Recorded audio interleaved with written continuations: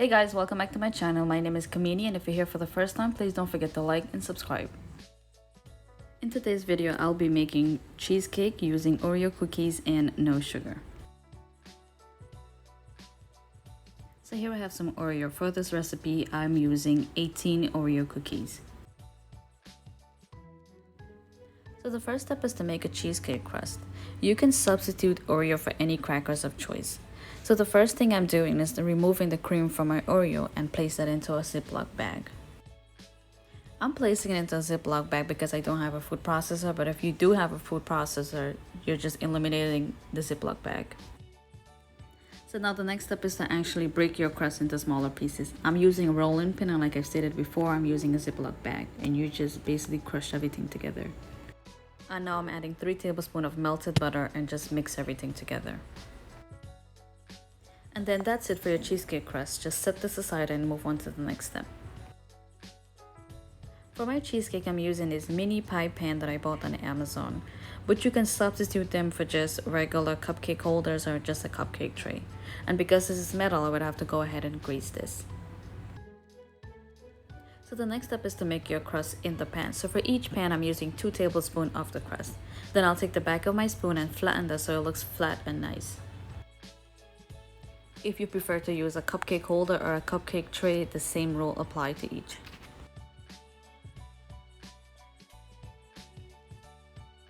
And this is how it should look.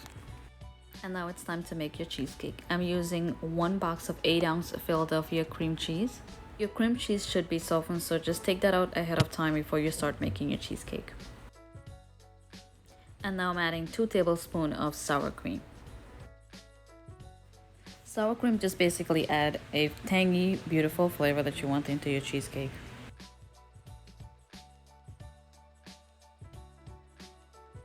So now I'll be mixing this just for a minute to just get it going. I'm using a handheld mixer, but I'm pretty sure you can use a spoon as well, because back in the days we didn't have a mixer and cheesecake has been out for a long time. Make sure to scrape the edges of your bowl just so you can get everything mixed well together. Not gonna lie, after this recipe, I invested in a mini food processor because I find that I would be making this recipe a lot more because I'm a cheesecake lover. And now I'm adding 1 large egg, and I'll mix that in with my cream cheese. Again, always make sure to scrape the edges of your bowl. That only applies if you're using a mixture. So as I mentioned in the beginning, I would not be using any sugar for this recipe. So I'm using half of the cream from the Oreo cookies, and I'm mixing that in with my cheesecake.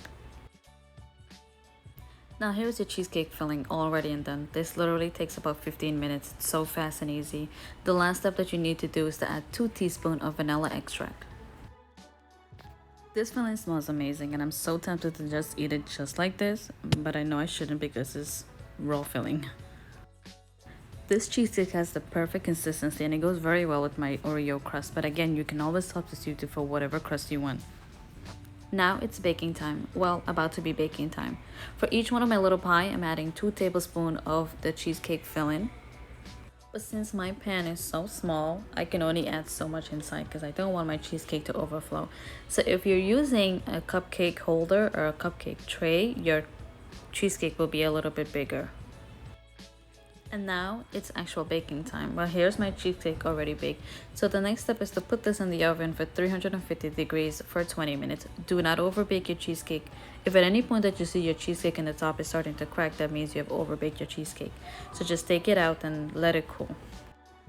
The best way to enjoy cheesecake is to let it cool overnight. I hope you enjoyed this recipe, and if you haven't already done so, please hit like and subscribe for more videos. I appreciate you for watching, and I'll see you in my next video.